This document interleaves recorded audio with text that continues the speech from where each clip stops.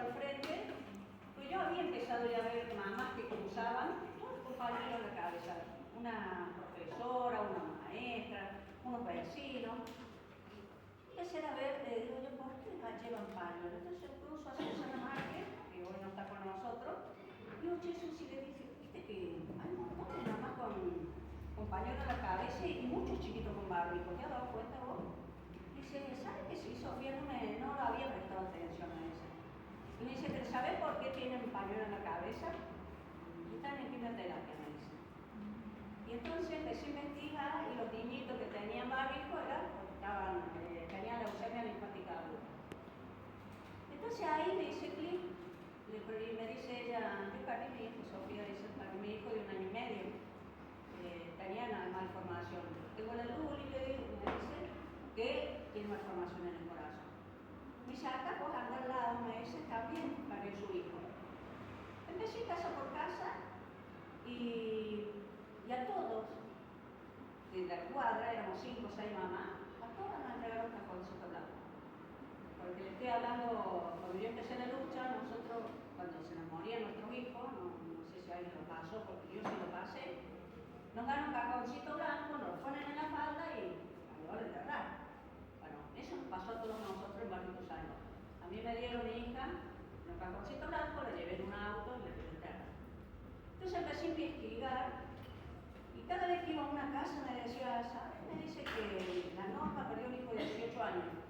Y le digo, oye, que tenía corte linfático. Anda, dice, iba la Norma, ¿cómo sabes que Jessica Vallejo tiene leucemia? Voy a la Jessica. Me dice, ¿sabes que la Norma Deporte tiene su hijo con leucemia?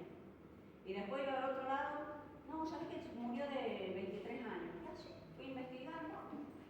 Hice un pequeño mapa, empecé a anotar el nombre, el apellido, que todavía todos esos datos los tengo. Tengo todo, porque yo lo que hice en ese entonces, anotaba el día a día, hasta que fue el juicio, el día a día, dónde iba, qué hacía. Entonces hice un relevamiento de pequeñas manzanas, donde me di cuenta de que habíamos muchos enfermos de cáncer.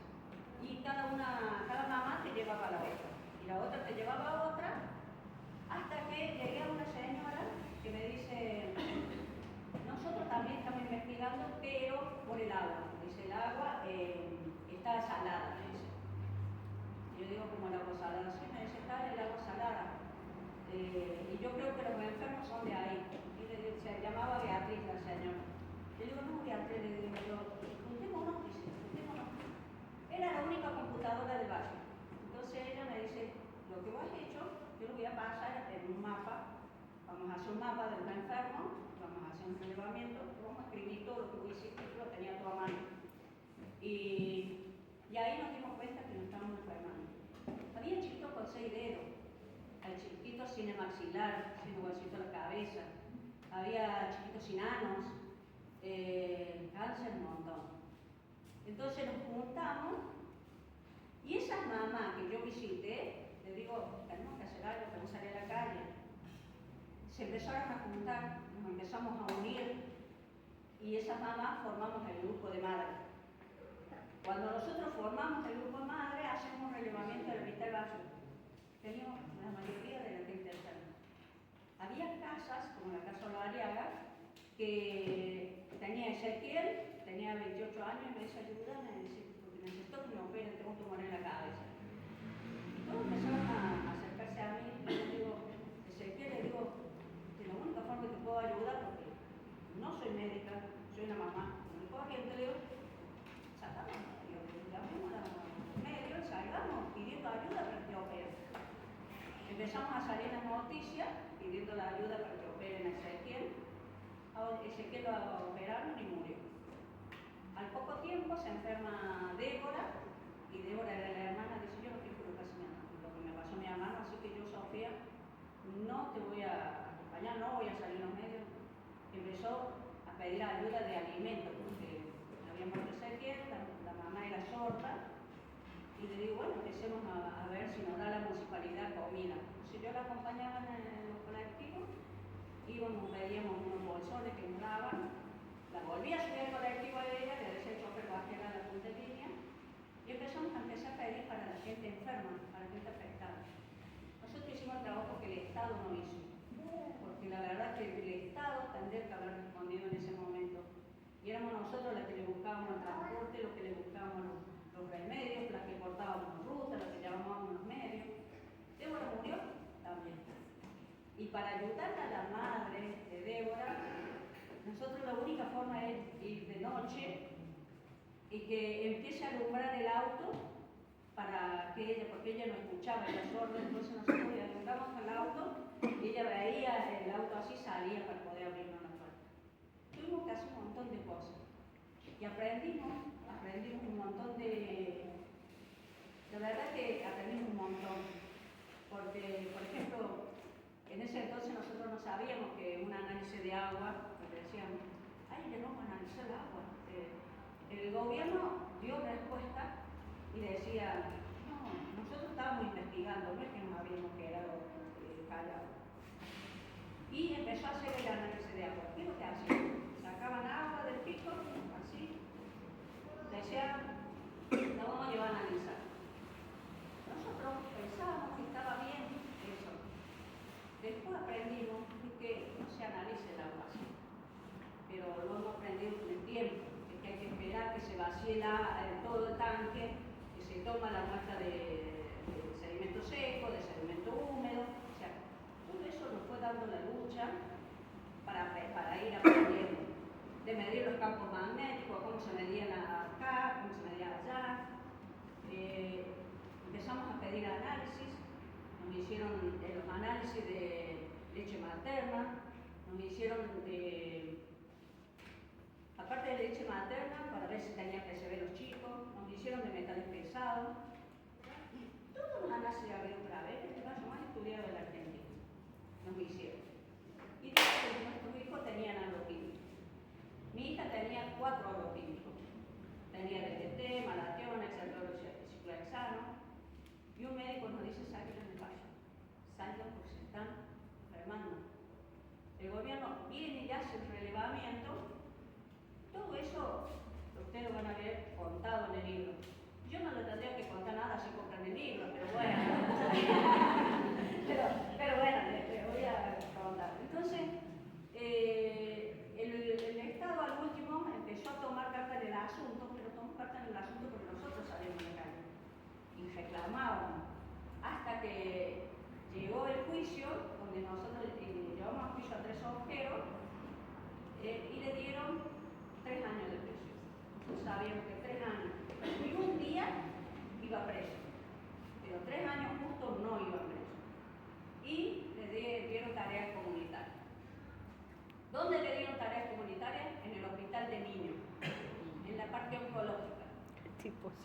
Cuando el hospital de niños, los médicos de ahí se enteran de que estos señores habían venido de un juicio, que venían de tareas comunitarias por enfermar gente que teníamos la mayoría cáncer, que tenían leucemia, los chicos, dijeron a nosotros acá no nos quieren. Entonces los rechazaron para hacer tareas comunitarias. Yo creo que al fin y al cabo no lo hicieron las tareas comunitarias. Entonces costó, nosotros fuimos aprendiendo y hasta que un día apareció una persona que ustedes van a ver acá, el doctor Andrés Carrasco, fue a mi casa, golpeó la puerta cerca de las 8 de la noche, 9 de la noche, y me dice, Sofía, y le digo yo, sí, me dice, vengo, son científicos de CONICET, vengo, dice, porque ustedes tienen razón. Lo que ustedes están reclamando están en lo cierto, dice. ¿Puedo pasar? Y yo no lo conocía. Me decía científico de CONICET y sabía que era el CONICET, hoy sí lo sé. Pueden imaginarse que nosotros éramos ama de casa, cero lucha, la verdad que yo no sabía reclamar, sí, y tuve que salir porque el Estado hacía ausente, mi hijo iba al jardín, se quedaba paralizado, no podía caminar, yo no sabía que las fumigaciones te paralizaban el cuerpo, me llamaban del jardín y me decían, venga a retirar a su hijo, y lo llevaba en brazo para que le pongan un decadrón o porque le pongan algo en el hospital para poder sacar el aire. Entonces, cuando él me dice, yo investigué, hice una investigación en el CONICET, donde con pequeña dosis en los anfibios produce cáncer, produce malformaciones, y es lo mismo en el ser humano. Esto se lo digo a usted, es la primera vez que yo estoy dando un informe de lo que yo he hecho. He usado toda la ciencia para usted, sin que se entere lo que CONICET. CONICET no sabía que el doctor Carrasco había hecho esa investigación. Y le digo yo, doctor, ¿usted se anima a decir lo que me acaba de decir a mí con el resto de las madres, con un médico de la OPS, porque ya teníamos la OPS encima, la Organización Panamericana de la Salud, con un periodista, le digo, ¿usted se anima? Claro que sí, me dice. Entonces hicimos una reunión en la Casa María, llamamos a toda la gente, repitió lo mismo que me dijo a mí. Entonces hay pocos científicos comprometidos, muy pocos. Y médicos ni hablar, porque los médicos casi ya no existen, los médicos comprometidos. Nosotros tuvimos por suerte al doctor Mario Carpio, que también presionado, porque tampoco es porque, no, nosotros presionamos. Es más, hasta al secretario de Agricultura, de Medio Ambiente, una vez decía el secretario de Medio Ambiente, decía, ¿qué vienen acá a reclamar? Dice, si esto no hace, el glifosato no hace nada. No hace nada. Un día agarramos con las madres, preparamos glifosato, fuimos, lo rodeamos y le dijimos, a ver, tomate, si vos decís, se llama Nilis, el señor. Si vos decís que el glifosato no hace nada, tomate esto. Tómatelo y va a ver. Yo no tengo mi hijo y todos no teníamos nuestro hijo. Y los otros tenían hijos con malformación, hijos con leucemia. Después la quimioterapia no se paraba, entonces nosotros le exigíamos a ellos que tomen el glifosato. Y él agarró, pegó un puñetazo así, tiró el glifosato, que no era el glifosato, era agua, porque no somos tan, que no era como ellos, lo tiró creyendo que era glifosato. Lo tiró así y llamó a la policía y nos sacaron. Entonces, de ahí nosotros nos fuimos rápido a la agricultura antes de que él se comunicara con la agricultura y exigíamos los resultados de los análisis. Y decía que no estaban. Nosotros ya sabíamos que estábamos todos contaminados. Sabíamos, pero no porque éramos científicos ni porque éramos nada, sino porque lo vivíamos en carne propia. Imagínate, nosotros tenemos toda la gente enferma. Entonces, reclamamos eso, lo único que reclamamos, que por favor frenaran las fumigaciones, que por favor pararan de envenenar. Ahora no sé si ustedes saben que entró ¿cómo se llama? En el Congreso, que pueden fumigar, sí, es un proyecto de ley, que pueden fumigar a 10. A 10. Nosotros teníamos 2.500 metros. Imagínate que te fumiguen a 10 metros. Nosotros teníamos 2.500 metros y nos enfermamos todos. Teníamos 2.500 metros aéreos y 2.500 terrestres. Entonces, nos enfermamos todos. Y fuimos a juicio, le dieron tales como están estos señores, y en pleno juicio, la presidenta, por eso él me charlaba, recién cuando me dice, no era Cristina, él me charlaba por eso, en pleno juicio la presidenta en ese entonces, Cristina Fernández Kirchner, anuncia que se va a instalar Monsanto. Nosotros estamos tirados en el piso, esperando la sentencia. Estábamos tirados ahí y estaba uno con la cabeza, escucha. Ahí la presidenta anuncia que viene Monsanto a Malvinas, Argentina. Y es hormiga que se va a instalar. Nos fuimos a Malvinas. Malvinas tuvimos, íbamos por 4 días. Yo voy a hacer muy resumido, si no, no la voy a ver. Yo soy de hablar mucho, soy distinta a ella. Hablo un montón. Bueno, nos fuimos a Malvinas, estaba en la asamblea de Malvinas, y le digo yo de la asamblea de Malvinas, vamos a tomar el predio. Vamos, metemos el predio, hay que meterse el predio, hay que frenar a Monsanto, hay que meternos ahí. Dice una, del fondo me dice, vos no vas a venir a hacer un asado en mi casa. Eran bastante así como ustedes, eran la cantidad de gente de Malvinas. Entonces levantó la mano una señora Eli y dijo, yo te voy a acompañar. Vaca, yo te voy a acompañar.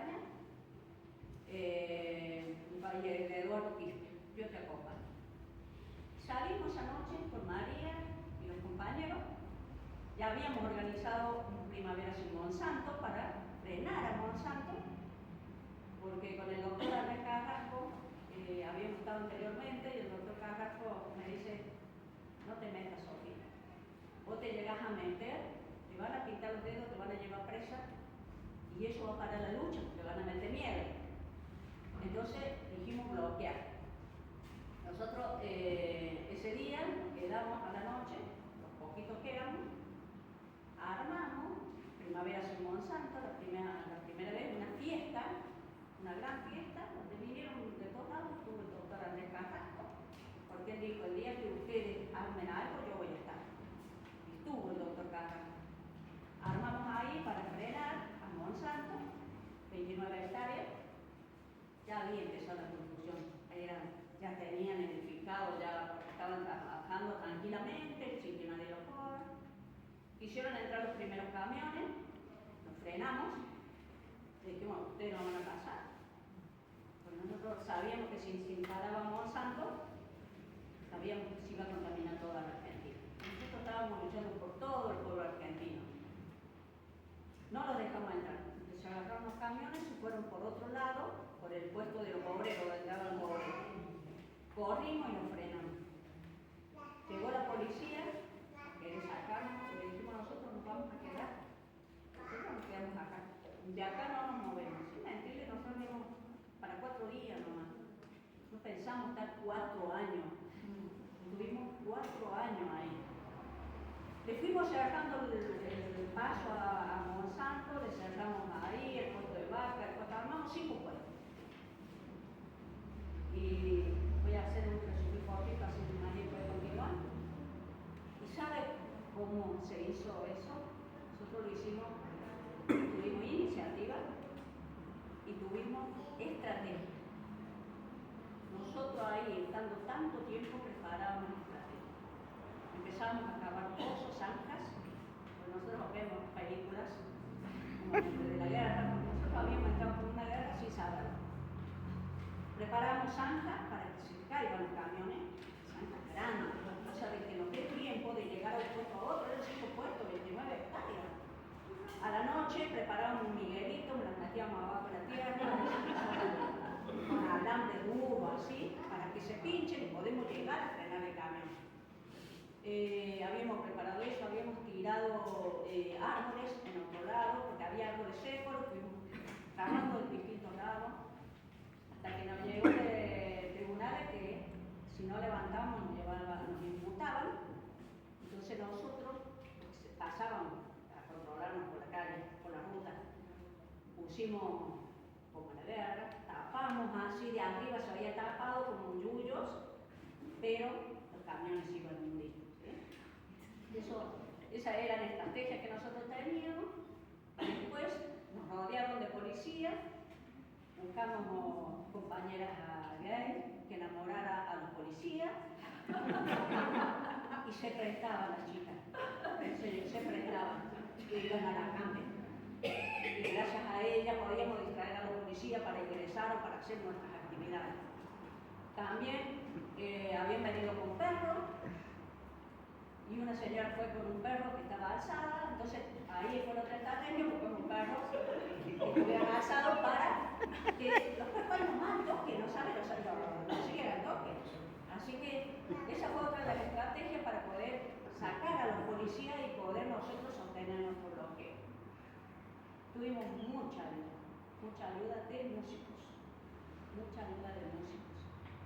que yo tengo mucho que contar, pero si yo sigo contando, María se queda sin palabras. Entonces, la vamos a dejar a María que continúe, porque la lucha es así y se puede vencer a una multinacional. Se puede luchar y vencer, unidos. Tenemos que unidos y tener iniciativa. Que a veces uno dice: no, queremos una asamblea, a veces no hace falta una asamblea. Y perdonen que yo sé que muchos van a decir: esta Sofía está loca, no. Porque había cosas del momento que había que tomar, como por ejemplo, soltarnos de la mano de los grupos y meterte abajo las ruedas de los camiones para que no pasen. Yo me metí abajo las ruedas de los camiones, eran 15 camiones. Mira, ¿qué vas a hacer? Me metí abajo para que no avancen. Porque nosotros no teníamos nada. Entonces, hay iniciativas que hay que tomar. O tomar una decisión de repente sin consultar. Porque si vos consultás en una asamblea, siempre hay mucho. En cada asamblea tenemos mucho. Y nos ganaba la policía. Entonces, hay cosas que nosotros hacíamos sin pedir permiso y sin que haya asamblea. Y está bien, a mí me decían, bueno, sí, después le dije todo yo, que estuve internada, que me patotearon, que tenía armas, que tenía amenazado a mis hijos, que me tuvieron que poner custodia, o sea, que me imputaron, tengo 3 imputaciones, o sea, está bien, pero las luchas son esas. Las luchas son el dar todo, el defender la vida. Te matan un hijo y hay que meterse, no importa. Si vos perdés la vida, no importa, porque vos estás luchando por